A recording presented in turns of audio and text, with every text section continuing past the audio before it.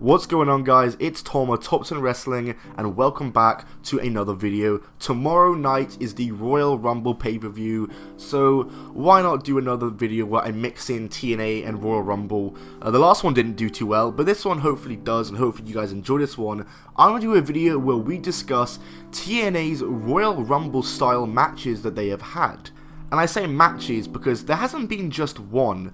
I mean, there hasn't even been a couple. In fact, there's been at least 26 in the history of TNA and Impact, and we're going to discuss them. But before we do that, be sure to subscribe with notifications on, because according to my analytics, apparently the majority of you guys watching these videos aren't actually subscribed. So go ahead and subscribe, and let's hit 300 likes on this video if we can. If we don't, it's all good, but either way, let's try, and let's get into it.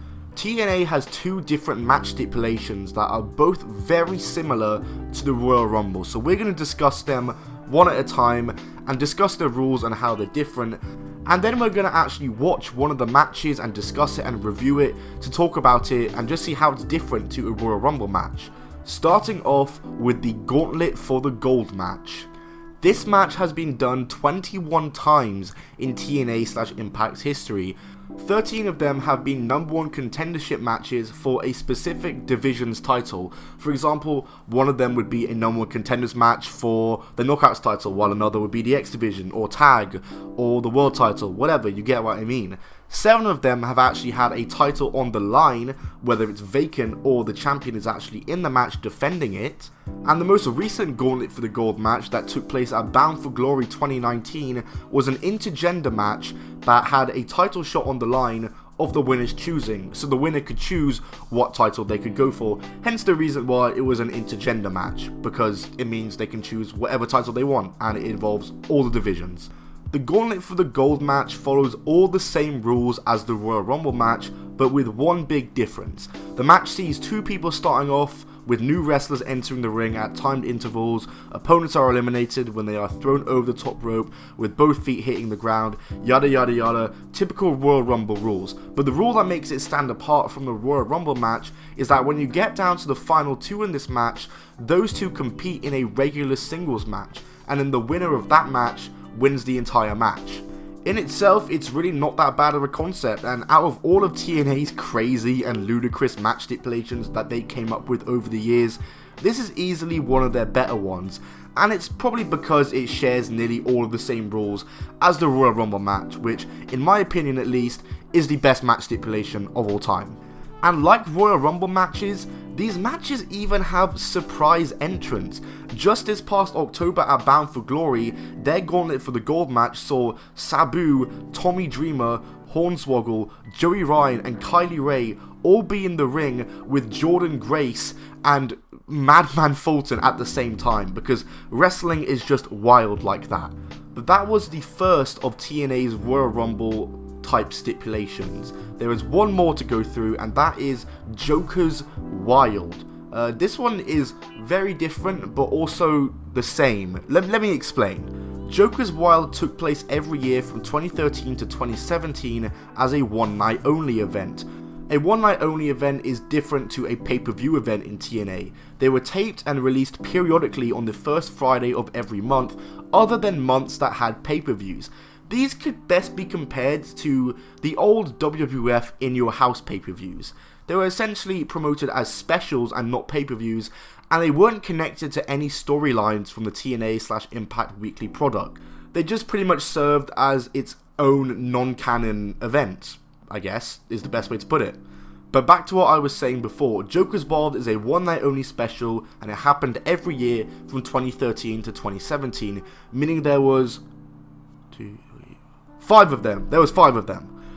These shows would feature all tag matches for the matches other than the main event, which was a Gauntlet Battle Royal. Basically just a Royal Rumble match. Like I said, all the matches on the show, bar the main event, were tag matches, and these tag matches, if you won them, would earn you qualification into the main event Gauntlet Battle Royal. And that match had $100,000 on the line, and it was just a Royal Rumble match. I mean, it wasn't like the Gauntlet for the Gold with the whole one-on-one match at the end. It was pretty much just the same rules as the Royal Rumble match, except you had to qualify for it through a tag team match, and the match was for $100,000. which is why I said it's the same but different, because it's the same rules as the Royal Rumble, but the prize it's for and the way you qualify couldn't be further from how the Royal Rumble actually is. So yes, like I said previously, there have been 5 of these, so let's go ahead and check out some of its results. Well, all the matches' results, because there have actually been some very surprising names in these matches. In 2013, Christian York, James Storm, Jesse Goddard, Mr. Anderson, Christopher Daniels, Samoa Joe, Bobby Roode, Joseph Park, Devon, Doc, Matt Morgan and Robbie T all qualified for the match through the tag matches in the night, and James Storm was ultimately the winner of the match by last eliminating Bobby Roode. In 2014, Magnus and Doug Williams, Samoa Joe, Bad Bones, Bully Ray, Rockstar Spud, Eddie Edwards, Davey Richards, Eric Young, EC3, Samuel Shaw and Abyss were the ones who qualified for the match through the tag matches, and the match was won by EC3 after he last eliminated Magnus, that's who he last eliminated.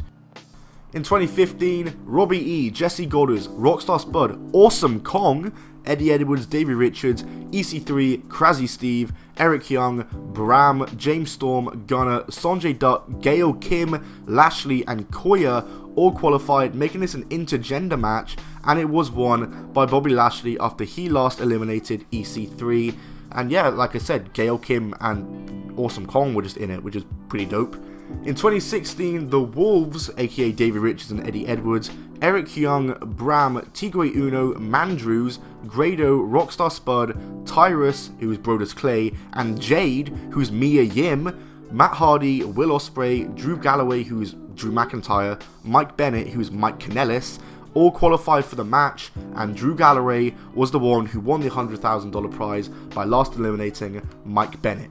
So yeah, some really surprising names in that one. Many people who are now currently WWE stars, you know, Mandrews, Jade, Mia Yim was a huge surprise. Rockstar Spud obviously is Drake Maverick. And finally, in 2017, Moose, Davey Richards, Aaron Rex, aka Damian Sandow, Spud, Bram Kingston, Mike Bennett, Braxton Sutter, who you now know as The Blade in AEW, Jeff Hardy, DJ Z, who is Joaquin Wild in NXT, Jade, Sienna, Eddie Edwards and Caleb Conley all qualified for the match, and Moose won the match and won the $100,000 prize by last eliminating Bram.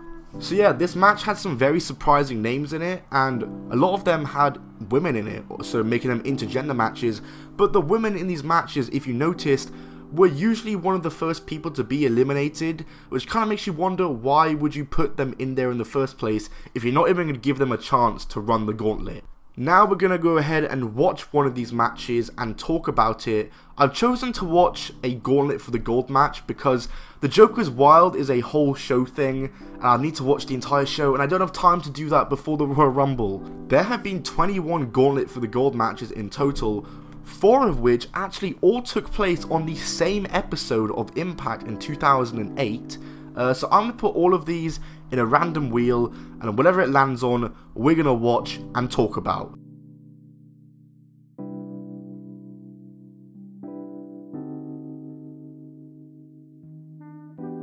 We have landed on the Knockouts Gauntlet for the Gold match that took place on January 3rd, 2008 edition of Impact. And this took place on the Impact episode I was just referring to earlier that had 4 Gauntlet for the Gold matches in one night. They had one match where it was number 1 contenders to the X Division, one match where it was number 1 contenders to the World title, one for the Tag titles, number 1 contenderships, and one for the Knockouts title, number 1 contendership, which is the one we're going to be watching. This match is an 8-woman Gauntlet for the Gold match where the winner becomes number 1 contender for the Knockouts title. Number 1 is Angelina Love, number 2 is Miss Brooks, they start going at it. Number 3 is Jackie Moore, aka Jacqueline, and something I actually noticed immediately is that there's an actual countdown clock going from 60 seconds on the Titantron, which means they can't like rig or shorten or lengthen the intervals between like WWE do in the Royal Rumble, because in the Royal Rumble it's not every 90 seconds, like that's a big lie. Whereas here, they're actually doing it every 60 seconds, which I imagine is quite difficult. Jackie and Miss Brooks start teaming up at Angelina Love when number 4 comes out, Velvet Sky, who is Angelina's partner, and she helps even the odds and they get in control over Jackie and Miss Brooks. Still no eliminations as number 5 comes out, who is Christy Hemme. This was during Hemme's time as an in-ring competitor before she became a ring announcer full time. She comes in and immediately takes out both Love and Sky with a crossbody. Number 6 is ODB. She gets in there and starts roughhousing the other competitors. She is easily the most over person in this match. She's getting major ODB chants, and she also gets the first elimination of the match that takes place as Miss Brooks charges at her, but ODB counters it and throws her over and out the ring to eliminate her. Number 7 is Roxy Laveau. Still no eliminations after Miss Brooks until the final person comes out at number 8, and number 8 is Awesome Kong. She comes in, immediately eliminates Velvet Sky and Christy Hemme simultaneously. She catches Angelina Love's running crossbody and she tosses her over the top rope to eliminate her too.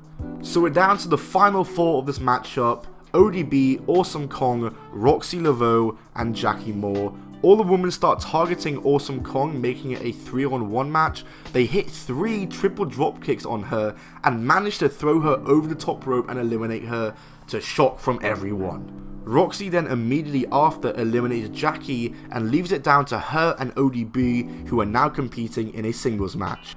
ODB chants are still going wild. It's very clear who the crowd wants to win, and she does win as she gets the 3 count when she hits a middle rope Lou Thesz press and Roxy, and she wins the Gauntlet for the Gold. I think I'm going to give this match like a 2.5 stars. It wasn't bad, it wasn't great either, but you know, it's a Battle Royal, Gauntlet, Royal Rumble, whatever match. These matches never have like 5-star action in them. But yeah guys, that's going to do it for this video. Before I do go, I'm going to give my Royal Rumble predictions really quickly.